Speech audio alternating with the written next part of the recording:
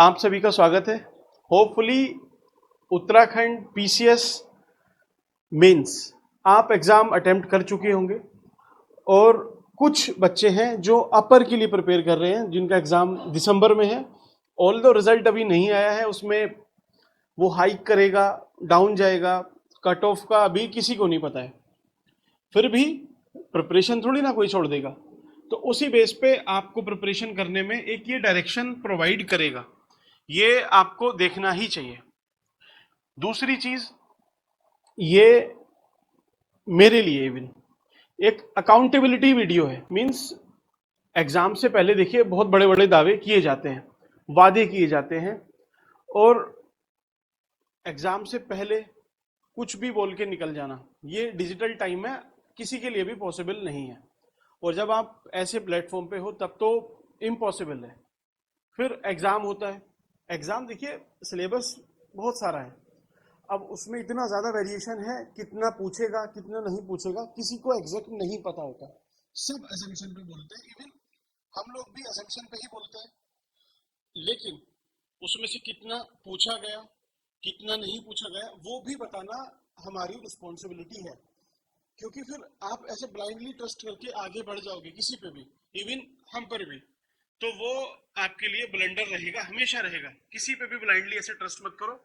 आप देखो, खुद से देखो, पेपर मिलाओ। जिन्होंने अटेम्प्ट किया है, मैंने आपको पीडीएफ वगैरह सब शेयर की हुई थी, आराम से सर्च करो, इसमें जो भी आपको बताया गया है क्या वो गलत है सही है, आप जो भी चीज है उसमें बताना, ठीक है। ऑल्दो ये इसलिए मैंने आपके लिए डेट वगैरह भी इसमें मेंशन की हुई थी, ठीक है।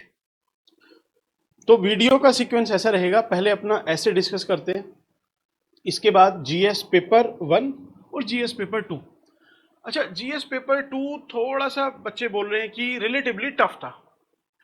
टफ मुझे भी मीन्स उसमें थोड़ा सा टफ इसलिए लगा क्योंकि कुछ स्ट्रेट उसने पूछा, जैसे फुटबॉल पे कुछ पूछा, डायरेक्ट क्वेश्चन था, फुटबॉल टूर्नामेंट कौन सा ज्यादा हुआ जुलाई में, ऐसे कुछ करके था। तो उसको चलिए जीएस 2 में ही डिस्कस करेंगे। पहले आपका ऐसे डिस्कस करते हैं, ठीक है। और उसमें मैं आपको बताऊंगा भी कि टफ पेपर में कितना आया कितना नहीं, ठीक। ये आपका रियल है और ये रील वाला है, ठीक है।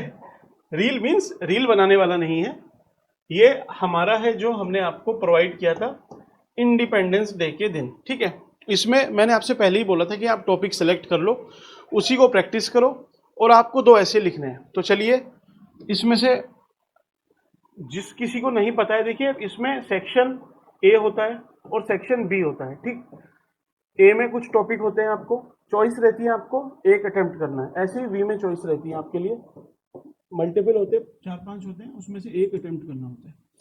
तो बाय एंड लार्ज आपको 2 ऐसे अटेम्प्ट करने होते हैं, ठीक।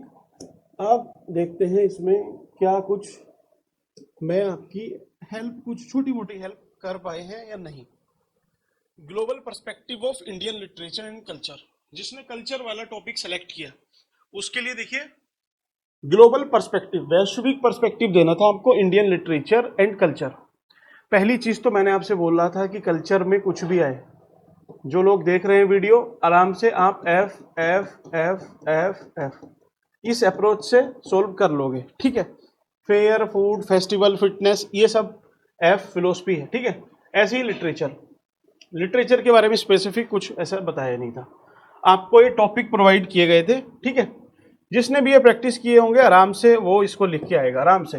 देखिए, discuss the role of digital platform in promoting Indian literature and culture in 21st century. Keyword देखना आप, ठीक है। इसमें हाइलाइटर तो शायद नहीं होगा, चलिए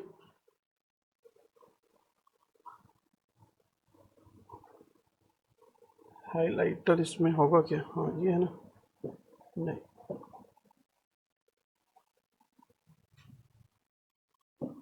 चलिए फिर भी।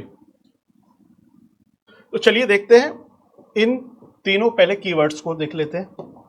देखिए, इसमें कल्चर है, लिटरेचर है और ग्लोबल पर्सपेक्टिव पूछा है।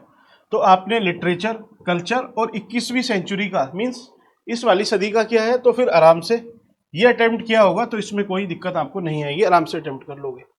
दूसरा भी अगर आपने ये भी प्रैक्टिस किया होगा, मींस सारे आपको प्रैक्टिस करने थे इस पे, ठीक है। रीजनल लिटरेचर, ग्लोबलाइजेशन के इम्पैक्ट, गवर्नमेंट ऑफ इंडिया की क्या एफर्ट्स है, ठीक है।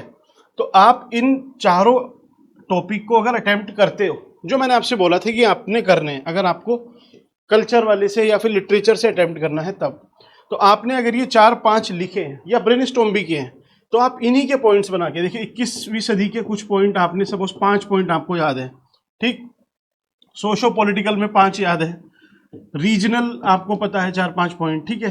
तो इनसे भी आप मिक्स करके लिख सकते थे कुछ भी, मीन्स इस पे तो अनएंडिंग कंटेंट आपके पास होगा जिसने भी अटेम्प्ट किया है, ठीक। ओके, फिर political dissent is the life blood of democracy in India. आपको कुछ याद है, मैंने आपसे शायद एग्जाम से एक दिन पहले एक वीडियो बनाया था, उसी में मैंने बोला था कि आप करंट की न्यूज़ पे एकदम ध्यान रखना। जैसे नेपाल, मैंने आपसे बताया भी था कि नेपाल में जो जेनजी का ये प्रोटेस्ट है, ऑल्दो पेपर पहले सेट हो गया था, लेकिन मैंने आपसे ये बोला था कि आप 2-3 दिन ध्यान से बस ये देखना कि दुनिया में क्या हो रहा है, जो भी 4-5 न्यूज़ है। और उसमें मैंने आपको एक बताया भी था कि नेपाल वाला, कि अगर आप इसको यूज़ कर लोगे कहीं भी तो समझो आपके लिए बम्पर मार्क्स इसमें मिलेंगे। अगर आप इंट्रोडक्शन में इसको मेंशन किया है या फिर कहीं भी इसको हाईलाइट करके मेंशन किया है, तो अच्छे मार्क्स आपको मिलेंगे इसमें, ठीक। बाकी पूरा पॉलिटिक्स में था ये, आगे है इसके बारे में, ठीक है, तो उसमें डिस्कस करेंगे तभी। Then dual citizenship can be viable solution, ये एकदम स्पेसिफिक था, इसको तो शायद ही किसी ने अटेम्प्ट किया होगा, ठीक है, क्योंकि चॉइस है आपके पास, एक ही तो करना है इसमें से, सारे थोड़ी ना करने थे, ठीक है। अब discuss the application of biotech in field of agriculture and medicine.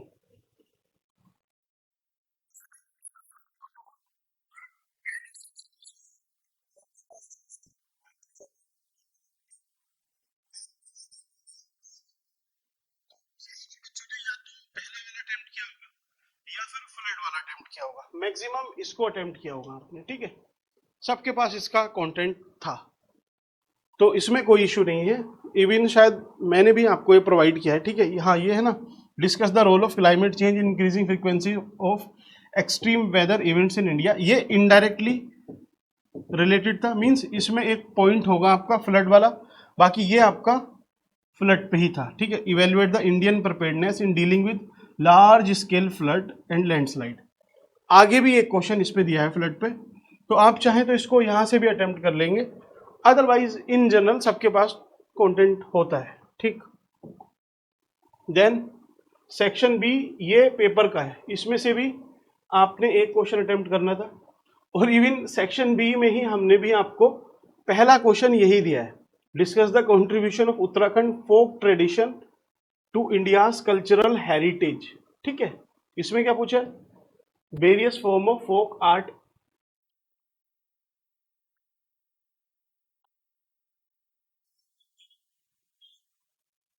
Invisible, invisible sorry, इसमें टेंजिबल इंटेंजिबल ऐसे कुछ करके आपको बताए थे, ऑल्दो आप इसको अटेम्प्ट करोगे तो आराम से इसको भी बना लोगे। दूसरा क्वेश्चन जिसको ये नहीं अटेम्प्ट करना था, आप माइग्रेशन पे गए होंगे, migration on social structure of Uttarakhand, ये था। इवन हमने भी आपको यही प्रोवाइड किया था, analyse the impact of migration on the social fabric of Uttarakhand, तो एकदम स्पेसिफिक दिया था, ठीक है। तो ये भी आपका मैनेज हो जाना चाहिए था। वैसे ऐसा नहीं है कि इसमें बहुत बड़ा हमने कुछ ऐसा प्रिडिक्ट किया है, कुछ नहीं है, ये सिंपल कहीं भी आप उठा के देखोगे ऑलमोस्ट सबके क्वेश्चन मोर और लेस सेम होंगे, ठीक है, इसमें कोई बड़ी बात नहीं। एवलांचे and landslide, landslide last slide में मैंने आपको बताया, देखिए लैंडस्लाइड यहाँ पे क्वेश्चन में था, ऑल्दो डायरेक्ट नहीं था, लेकिन हाँ आपको मैंने जो ज्योग्राफी वाला सेक्शन था जीएस में, उसमें ये प्रोवाइड किया हुआ था, ठीक। अब जिसको ये भी नहीं अटेम्प्ट करना, economic contribution of hill women इन उत्तराखंड, ठीक है, तो ये नीचे आपको 2 क्वेश्चन पूछे थे, आपने ये अटेम्प्ट किए होंगे, तो आप वीमेन वाला भी अटेम्प्ट कर लोगे, ठीक। और उत्तराखंड के रस्म प्राथमिक द्वितीय और तृतीय क्षेत्र और उनका योगदान, ये जिस किसी को भी याद है, मैं आपसे रिपीटेडली यही बोल रहा था कि प्राइमरी ऐसे ही याद रखो, सेकेंडरी और tertiary means agriculture, industry, service, ये 3 मैंने आपसे बोला था कि इकोनॉमी को ऐसे ही अटेम्प्ट करना, और इस पे आपको सारी चीजें मैंने समझाई थी, ठीक है। से भी अटेम्प्ट कर लिया होगा। अच्छा, ऐसा नहीं है कि आपको सारे अटेम्प्ट करने थे, जो जिसने एग्जाम नहीं दिया है उनके लिए मैं बता देता हूँ, इसमें से आपके पास चॉइस थी कि इसमें से कोई एक क्वेश्चन आपने अटेम्प्ट करना है, ठीक है, इसको करो या इसको, देन जो भी आपकी मर्जी है, ठीक है, इन 5 में से कोई एक क्वेश्चन आपने अटेम्प्ट करना था। तो सबके पास सबका थोड़ा थोड़ा कंटेंट होगा, जो भी आपने ज़्यादा आपको आता हो अच्छे से लिखा है, कोई इशू नहीं। तो अच्छा, इसमें तो हाँ 2 ही सेक्शन है, ठीक है। चलिए, ये आपका ऐसे का पूरा होता है। ऐसे मोर और लेस सभी ने इजीली अटेम्प्ट कर लिया होगा, ठीक है, इसमें कोई इशू नहीं आया होगा। इजी पेपर था, इजी क्वेश्चन थे, टॉपिक थे, जो कि ऑलमोस्ट सबको, आपने कहीं से भी टेस्ट सीरीज कुछ भी किया होगा, आते होंगे, ठीक है। तो इसमें कोई क्लेम लेना या फिर कुछ बहुत बड़ी चीज प्रिडिक्ट कर दी, वैसा नहीं है, कॉमन सी चीजें हैं, ठीक है।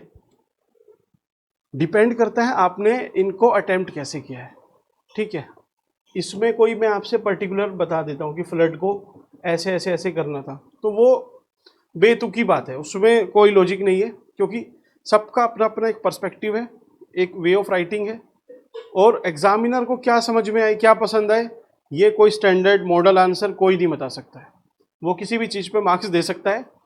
इवन मैंने आपसे शायद बताया भी था, एक फ्रेंड ने मेरे, शायद 2021 का मीन्स था यूके पीसीएस अपर का, ठीक, तो एचडीआई पे शायद क्वेश्चन था, मैंने अभी क्वेश्चन भी नहीं देखा वो, तो उन्होंने बोला कि अपनी कॉपी उन्होंने देखी होगी आरटीआई वगैरह से, तो उसमें बताया कि एचडीआई की मुझे डायमेंशन मीन्स जो उसके कंपोनेंट होते हैं ना, हेल्थ, एजुकेशन, ठीक, स्टैंडर्ड ऑफ लिविंग, ये सब होते हैं ना, तो बोले ये इंडिकेटर मुझे नहीं आते थे, मुझे बस एक चीज पता थी कि एचडीआई में इंडिया की रैंकिंग कितनी है, इसके आगे मुझे कुछ नहीं पता, और कौन रिलीज करता था बस ये पता है।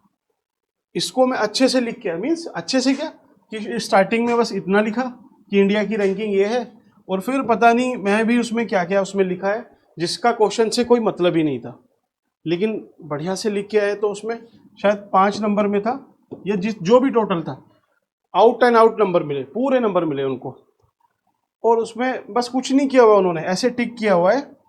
मैं आपको अगर दिखाऊं, 1 सेकेंड, चलिए उस कॉपी को भी कभी आपसे शेयर करेंगे। बस मीन्स एचडीआई का जो भी लिखा हुआ था, यहाँ पे एक टिक मार के ऐसे 5 नंबर, कोई लॉजिक, ऑल्दो वो कोई कोचिंग नहीं चलाते हैं कि आपको उस पर फीडबैक देंगे, बट हाँ गलत भी है ये चीज, बिना पढ़े आप टिक कर दे रहे हो और नंबर दे रहे हो पूरे, और कुछ क्वेश्चन उसने बहुत अच्छे लिखे हैं, उसमें बिल्कुल भी मार्क्स नहीं, इवन किसी का अच्छा गया है या खराब भी गया है, ठीक है, तो होपलेस मत हो ना, आराम से उसको क्या समझ में आ जाए, क्या अच्छा लग जाए, वो आपके फेवर में भी जा सकता है। एक और चीज, आप ये डरना मत कि निगेटिवली मीन्स आपने अच्छा लिखा है तो नंबर कम मिलेंगे, ऐसा बिल्कुल भी नहीं होता। आपने अच्छा लिखा है तो नंबर आपको मिलेंगे, मिलते हैं। किसी ने खराब लिखा है तो हो सकता है उसको फिर भी वो पॉजिटिवली उसको मार्क्स मिल जाए, अच्छे मिल जाए, वैसा कुछ हो सकता है।